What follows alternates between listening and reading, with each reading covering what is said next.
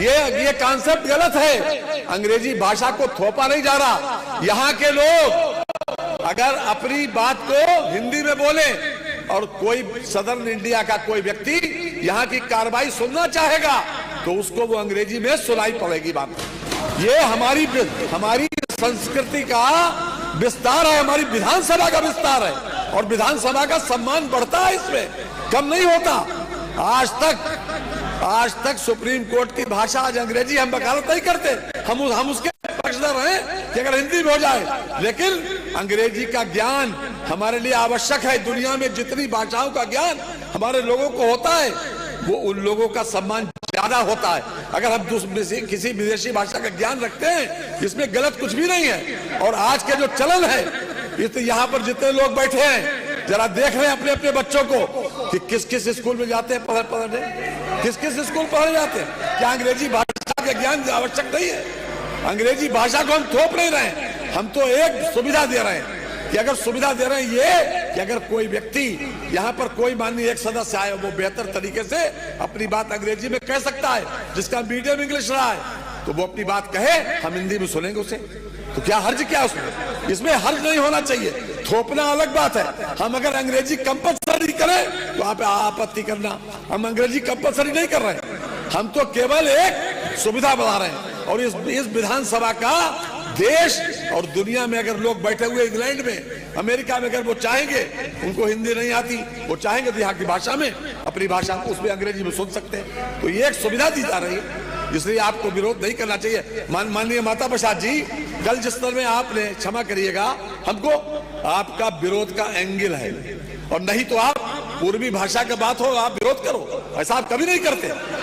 Angle विरोध का है क्योंकि आपकी दृष्टि विरोधी है, एक दृष्टि विरोधी बन गई कि हमें विरोध करना है। कल आपने किया था, आज नहीं करे, कल किया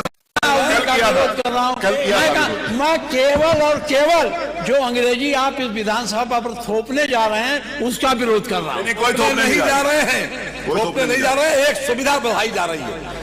आज भी सुप्रीम कोर्ट में आज भी बहस इंग्लिश में ही होती है, आज भी होती है, हम उसको थोप नहीं रहे हैं।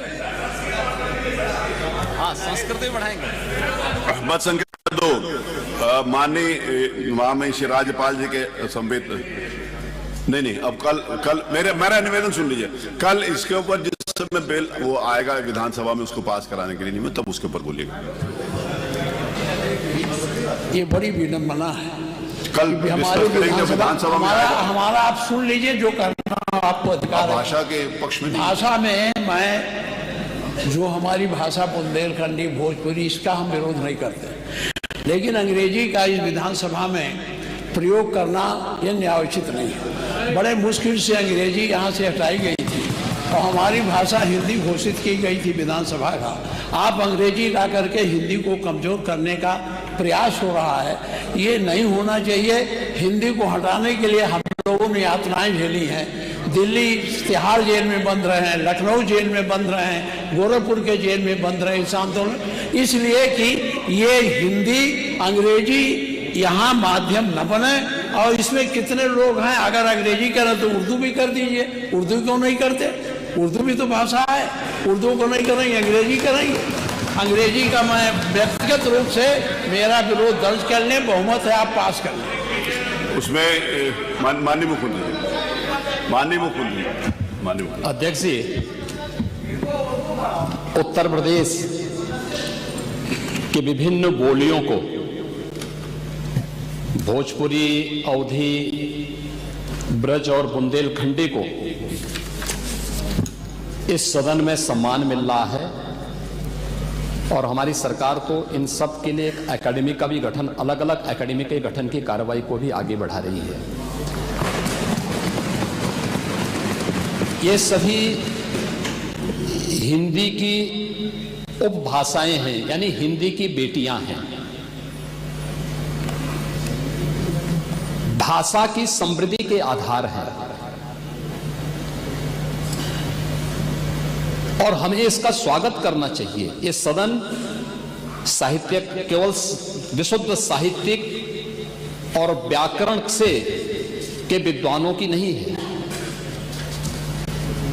आम जन का प्रतिनिधित्व करने वाले माननीय सदस्य समाज के विभिन्न तबके से आए हैं। अंतिम पायदान पर बैठे हुए व्यक्ति की आवाज को भी इस सदन में मुखरता मिले, इसके लिए अगर किसी को हिंदी में वह धारा प्रवाह नहीं बोल सकता तो उसको भोजपुरी में भी अपनी बात को रखने का अधिकार मिलना चाहिए, अवधी में, ब्रज में या बुंदेलखंडी में उसको रखने का अधिकार मिलना चाहिए।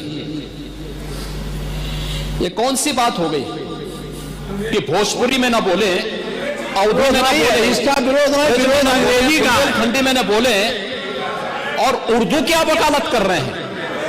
ये बड़ी विचित्र बात है। आप मुझे बताइए, मैं इसीलिए कहता हूं कि आप समाजवादियों का चरित्र ही इतना दोहरा हो चुका है, इतना दोहरा हो चुका है कि अपने बच्चों को भेजेंगे इंग्लिश पब्लिक स्कूल में और दूसरों के बच्चों को बोलेंगे कि एक गांव के उस विद्यालय में पढ़े जहां संसाधन भी नहीं है। ये दोहरा आचरण और जाकी रही भावना जैसी प्रभु मूर्ति देखी दिन तैसी, यह तो आचरण आप लोगों का है। इसीलिए आपने कल भी भोजपुरी का विरोध किया, अवधी का विरोध किया, बुंदेलखंडी का विरोध किया और आप लोग अपने दैनिक जागरण में, दैनिक जीवन में इस प्रकार के आचरण के आदी हो चुके हैं। और इसलिए अध्यक्ष जी, इसका अभिनंदन हम लोग करते हैं और इन बोलियों को सम्मान मिलना चाहिए। इनके संरक्षण के लिए ही हमारी सरकार भोजपुरी एकेडमी का गठन कर रही है, अवधी एकेडमी का गठन कर रही है संत तुलसीदास जी के नाम पर। इसी के आधार पर ब्रज भाषा इतनी समृद्ध भाषा है।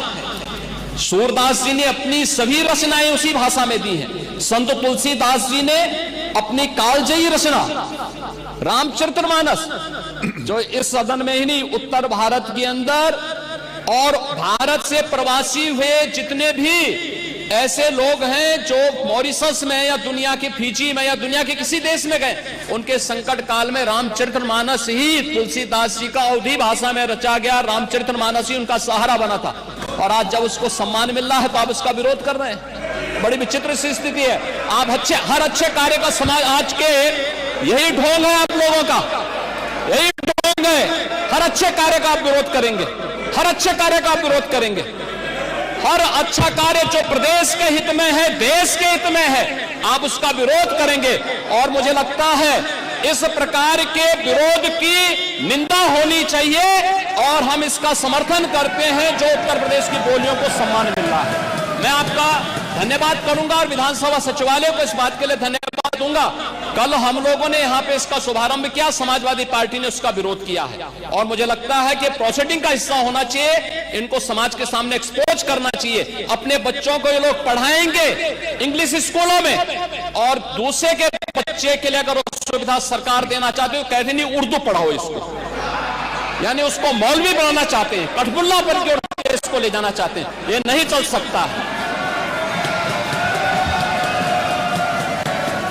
उर्दू भी इस प्रदेश की बोली है, तो उर्दू में क्यों नहीं यहाँ विधानसभा में किया जाए?